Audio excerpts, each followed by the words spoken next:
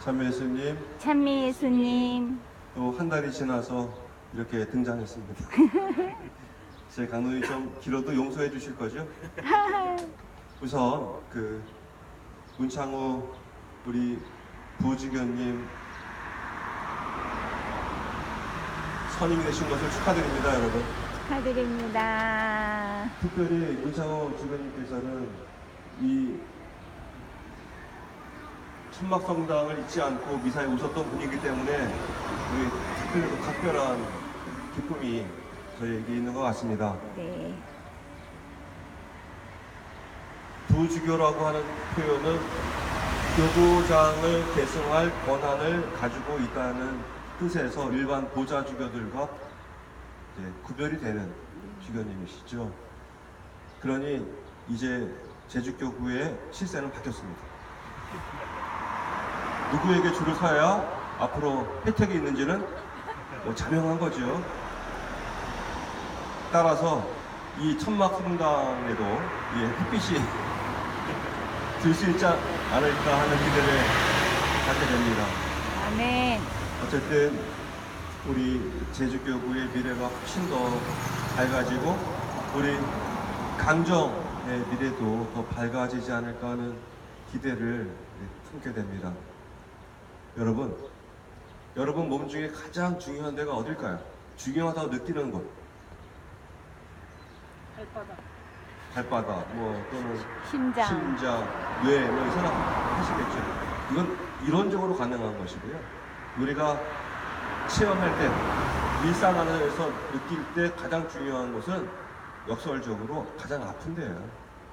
가장 아픈 것을 늘 신경 쓰고 거기만 보살피게 되고 거기가 안 아팠으면 하는 모든 수단과 방법을 강구하게 되잖아요.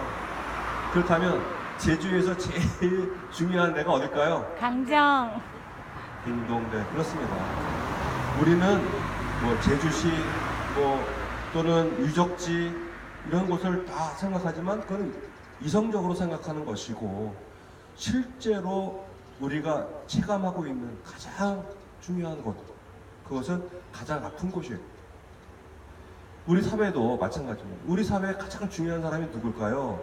그러면 대통령이고 영웅이고 열사고 이런 사람들을 떠올리게 되지만 사실 그 사회에 가장 중요한 사람들은 누굽니까?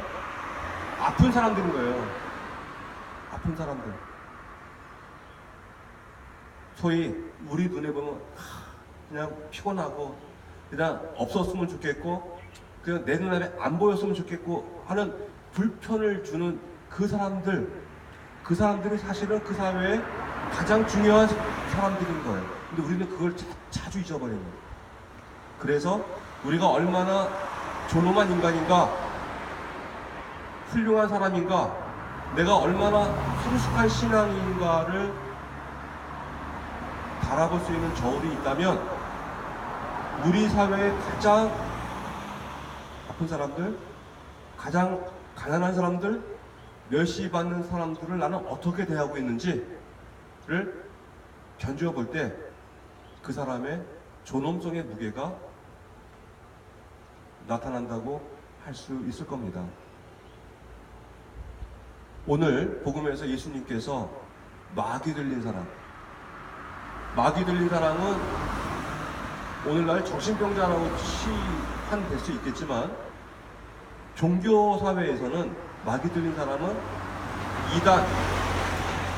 이단인자, 이거는 신성 모독에 해당되는 사람이라고 여기고 있기 때문에 더 맹렬하게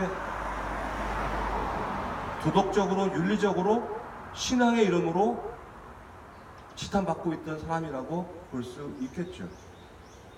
아니 사실 여러분 예를 들어서 이 사람 마귀 들린 사람이라고 옆에 오신다면 여러분 가서 껴안으시겠어요? 아니면 이 사람 외면하고 도망가시겠어요? 우리도 이런 입장인데 예수님이 살았던 2000년 전의 유다 사회는 엄격했잖아요. 병자들, 환자들, 마귀 들린 사람들, 장애인들, 그리고 이 공개적으로 죄인이라고 여겼던 사람들을 어떻게 대했습니까? 투명인간 취급했죠. 이 사람은 없는 사람이야. 그리고 우리 곁에 있어서는 안 되는 사람이라고 여겼는데 예수님은 이 마귀 들린 사람을 껴안으신 거잖아요. 당신이 똑같은 사람이라고, 똑같은 하느님의 자녀라고 받아주시고 고쳐주셨어. 그랬더니 경건하다고 하는 사람들, 그 당시 경건하다고 하는 사람들, 많이 배웠다는 사람들, 이 사람들은 사회의 기득권자였어요. 바리사이들이 예수님을 참칭하잖아요.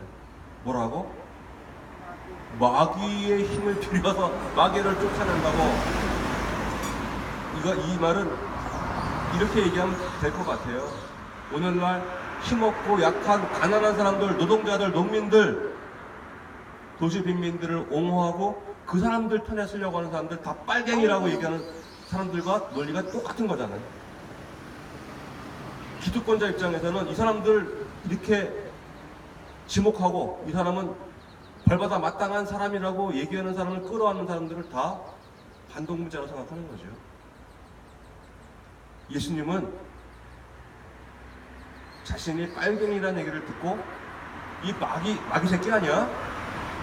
마귀를 통해서 마귀를 쫓아내는 이 나쁜 놈이네 이놈, 이런 욕을 듣는 것을 마다하지 않으셨다는 거예요. 그런데 오늘날 왜 그리스도를 따르는 많은 신앙인들은 남들에게 욕 얻어먹는 거, 그렇게 빨갱이 소리를 듣는 거, 왜 가난한 사람 편은 되느냐 하는 말을 듣는 걸 불편하게 생각합니까?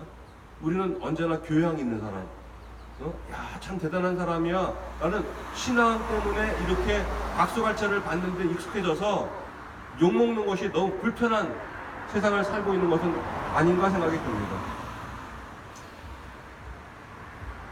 예수님께서는 오늘 복음 마지막 대목에 군중을 보시고 가엾은 마음이 드셨다고 했습니다. 가엾은 마음이 드셨어요. 그들이 목자 없는 양들처럼 시달리며 귀가 꺾여 있었기 때문이다. 오늘날 우리 사회 양극화가 너무 심각해서 이제 해고된 노동자들 문제뿐만 아니라 청년 실업자들이 어마어마하게 있지 않습니까? 대학을 졸업해도 취업하기가 어려운 세상을 살고 있지 않습니까? 지금 20대 젊은이들이 자기들의 수기를 기사로 썼는데, 제가 시사인에서 본 기사 내용입니다. 어느 한 20대 청년은 편의점에서 아르바이트를 하는데 너무 배가 고파서 유통기한이 지난 얼어있는 삼각김밥을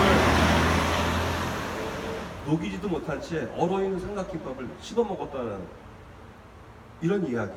이게 대한민국의 현실이잖아요.